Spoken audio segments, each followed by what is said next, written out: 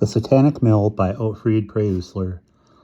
The third year, 4, the winter wheat. Merton was sick, and he was sick for a long time. He ran a high fever at first, his throat was swollen, and his breathing was difficult. He could not swallow a morsel of food for some days, though later he managed to get down a spoonful of soup now and then. Hanzo had arranged for one of the men to be somewhere near Merton all the time during the day, never letting him out of sight. For some time they kept watch over him by night as well, fearing that in his fever he might try to harm himself again. In his right mind, they all agreed even Merton would not try the rope again, or indeed try taking his own life by any means at all. The miller had left them in no doubt that there was no escaping from the mill and the fen that way. "I decide who dies in this mill." The master's words were imprinted on Kravit's mind. Weren't they the answer to that question he had been asking himself ever since last New Year's Eve? Who was to blame for the deaths of Tonda and Michael? When he thought it was all over, he saw that what he had was still only a clue, no more, but no less either. At all events, he would have to call the master to account one day, when everything was cleared up. That, he thought, was as good as decided. Until that time, he must not draw attention to himself. He must act like a good, harmless fellow, an obedient journeyman with no idea of what was going on. Yet all the time he must be preparing himself for the day of reckoning, and so he must work doubly hard at his studies in the secret arts. No snow fell these February days, but the frost was as severe as ever. The miller's men had to climb down into the tail race every morning to hack away the ice, and they kept cursing the cold that had followed the untimely spring weather. One day, soon about midday, 3 strangers came out of the wood and walked toward the mill. One of them was tall and strong, a man in the prime of life, while the other 2 were wrinkled, white-bearded old men. Lobush was first to see them. His eyes were quick, and nothing much escaped them. "We're about to have visitors," he called to his companions, who were just sitting down to dinner. They all saw the 3 men coming along the path from Schwartz column. They were dressed like farmers, wrapped in shepherd's cloaks, their winter caps pulled well down on their foreheads. No farmer from the nearby villages had ever found his way out here to the mill in the fen, not since Kravit had been working there. But these 3 went right up to the mill and knocked at the door. Hanzo opened it to them, and the other men crowded into the hall, full of curiosity. "What do you want?" asked Hanzo. "We want to speak to the miller." "I am the miller." Unnoticed by his men, the master had come out of his room. He went up to the farmers. "Well, what is it?" The tall man took off his cap. "We are from Schwartz column," he began. "I'm the mayor there, and these are our village elders. We bring you greetings, and want to ask you to listen to us, miller. It's because of... I don't suppose you'll be surprised to hear," the master cut him short with an impatient gesture. "Come to the point. What brings you here? No beating about the bush, if you please." "We want you to help us," said the village mayor. "How do you mean? This frost, and there's no snow on the fields." The mayor twisted his cap in his hands. "The winter wheat will spoil if we don't have snow soon." "What has that to do with me?" "We wanted to ask you to make it snow, miller." "Make it snow? What gave you that idea?" "We know that you can do it," said the village mayor. "You can make snow fall."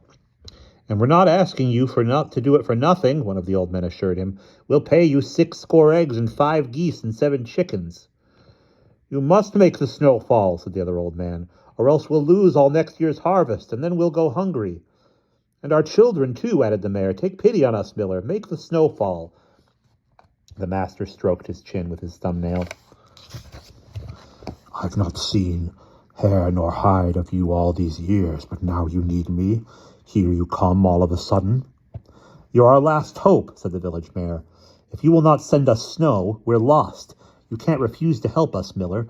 We ask you on our bended knees, as if you were the good Lord himself." The 3 of them kneeled down before the master, bowed their heads, and beat their breasts.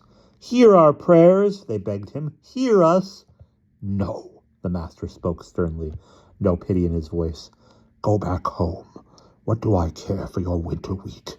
I and my men here," he pointed to the journeyman. "We won't have to go hungry, not us. I can see to that, and without snow if need be. As for you peasants, don't come pestering me with your eggs and your poultry. You can die for all I care. That's your affair. I've no intention of lifting a finger for you and your brood. Come, do you seriously expect it of me? What about you? The village mayor turned to the miller's men. Won't you help us either, kind sirs? Do it. Do it for the sake of God's mercy. For our poor children, we will reward you well. The fellow's crazy, said Leishko. I'll set the dogs on him. Hey there! He put his fingers to his mouth and gave a shrill whistle, a sound that pierced the listeners to the marrow. The barking of dogs could be heard, many angry dogs, yapping and yowling. Dropping his cap, the village mayor leaped to his feet. Come on, he cried. They'll tear us to pieces. Run! He and the two old men snatched up their shepherd's cloaks and ran out of the mill across the meadows and disappeared into the wood, the same way they had come. Well done, said the master. Well done, Leishko. He clapped him on the shoulder. We're well rid of those three, and they won't be back in a hurry, you can be sure. Crabbit was furious. He felt sorry for the village mayor and his companions. What harm had they ever done to the miller for him to deny them his help? It would have cost him no more than a glance at the book of necromancy and the recital of a few words, just those few words necessary in this case, and they were words that Crabbit did not know. The master had not yet taught his men how to make snow fall. That was a pity, for otherwise Crabbit would have helped the farmers himself. Without a second thought, Petar would probably have done the same, and Hanzo and a number of the others. Leishko was the only one who was glad the miller had turned the farmers away, and proud of his own success in tricking them into thinking there were dogs after them. However, his glee did not last long. The following night, Leishko suddenly woke with a loud cry, and when the others asked what on earth the matter was, he told them, his teeth chattering with fright, that he had been dreaming of a pack of furious black hounds attacking him, about to tear him to pieces. Dear me, said Juro sympathetically. What luck it was only a dream. That night, Leishko dreamed of the fierce hounds 5 times more, and 5 times more he woke screaming and wakened the other men. In the end, it was more than they could stand, and they turned him out of the attic. Take your blanket, Leishko, and go off to the barn, they told him. You can dream of hounds all you like there and shout yourself hoarse as long as we don't have to listen. The next morning, the men rubbed their eyes and looked twice before they could believe it. Everything was white outside. Snow had fallen during the night, and it was still snowing, big fleecy snowflakes. They went on falling halfway through the morning. The snow would gladden the hearts of the farmers in Schwarzkolm and the other villagers around the fen. Had the master relented and helped them after all? Maybe Big Hat had a hand in it, said Juro. The farmers might have met with him, and I don't suppose he'd have refused them. Big Hat, said the others. Why, no, Big Hat wouldn't have refused them, to be sure. Yet it could not have been Big Hat after all. For about midday, and once again it was Lobush who saw them coming, about midday the village mayor and the elders of Schwarzkolm drove up to the mill in a horse sled, bringing the master what they thought they owed him for his help, 7 chickens, 5 geese, and 60 eggs. Our thanks to you, miller, said the mayor, bowing low to the master. Our thanks for taking pity on our children. You know we're not rich folk, but take what we bring as a token of our gratitude, and may heaven reward you.